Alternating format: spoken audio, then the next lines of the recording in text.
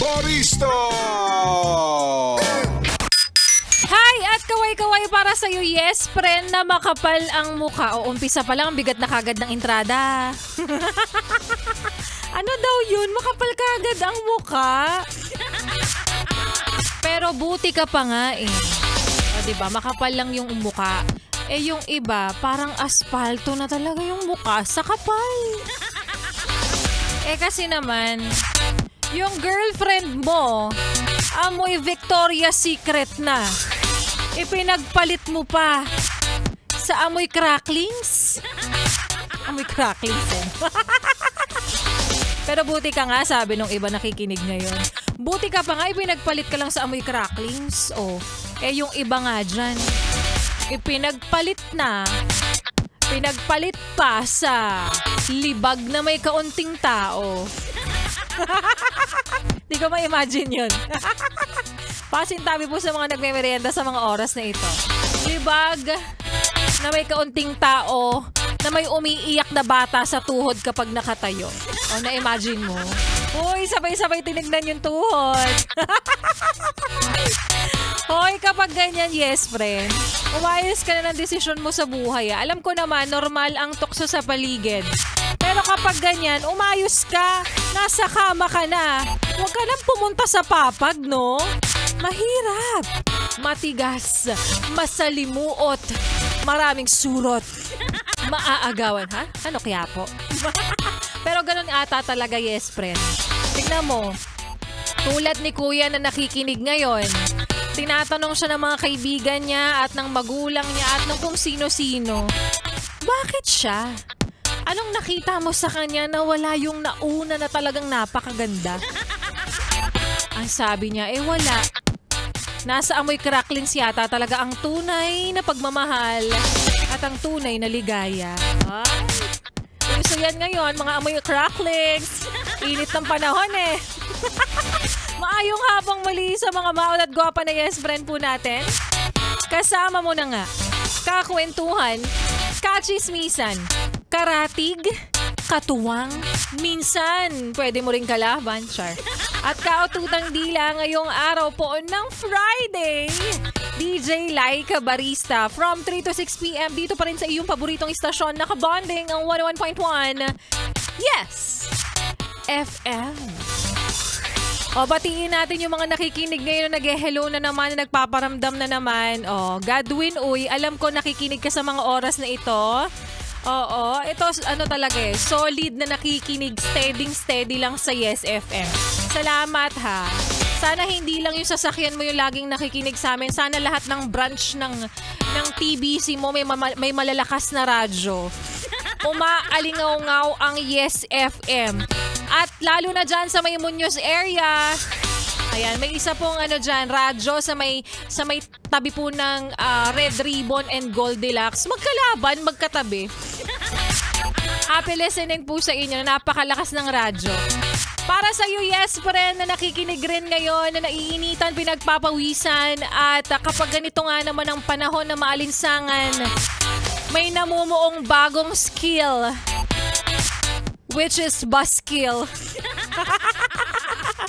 Oo, alam ko naman nanay, tatay, lolo at lola, ate, kuya na nag-aabang ng himala o kaya naman ay biyaya. Sa madaling salita, mukha ka bang pera?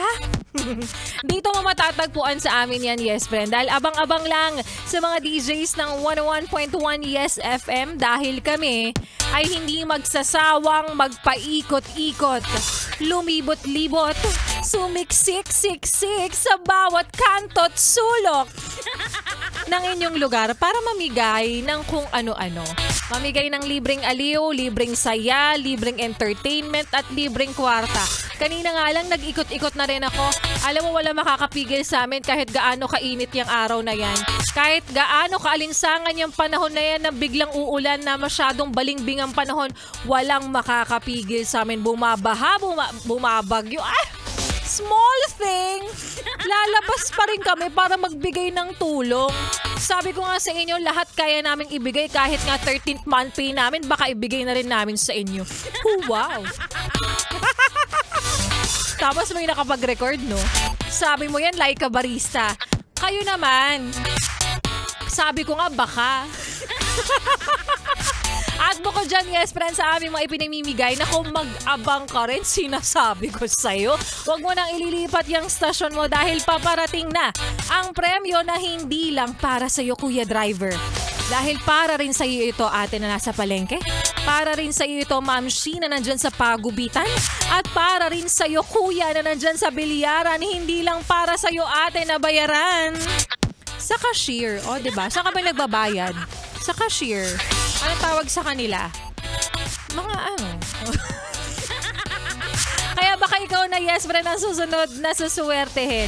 Kaya naman ang lambing lang naman namin pabalik. Nakikinig ka ngayon, wag mo nang ilipat yan. Steady ka lang dyan sa Yes FM. Para abangan mo, baka naman ikaw na susunod na bibigyan ng pera. Pera na talaga nga namang inaabang-abangan mo na. Oo, wag mo nang ilipat ang iyong stasyon. Wag mo na rin ipihit pa ang iyong talapihitan sa kalaban. Kahit na sa sister station pa namin yan. Kompetisyon na to, char. At magbabalik po si Laika Barista. At sa aking pagbabalik.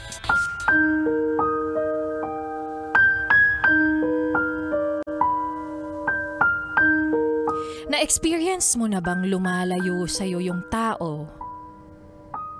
O bakit kaya kanya pinagtatabuyan?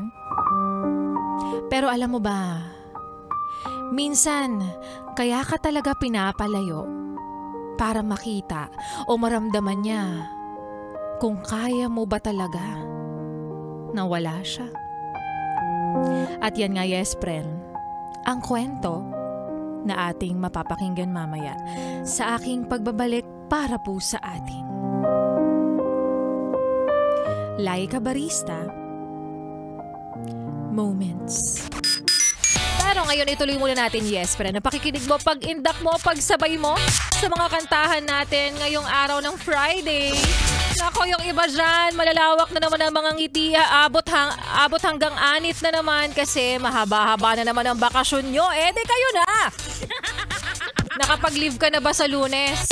Alam mo, speaking of malapit na ang araw ng kagitingan, ikaw talaga ang sumisimbolo sa pagiging magiting, sa pagiging matapang. Isipin mo, kaka-file mo lang ng leave, magli-leave ka na naman! Kasi nga holiday yung Tuesday tsaka Wednesday, di ba? O magli-leave ka ng Monday, eh di ka na! Galit na galit.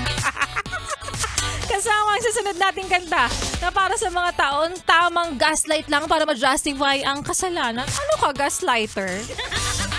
Oo, yung mga taong takot na takot sa sariling anino. Kaya kapag lalabas ng jowa, akala agad maglolo ko. Naku, takot ka talaga kapag gawain mo yan. Kaya naman here's, nagloko ka rin naman. By Humphrey, dito pa rin sa 101.1 Yes FM.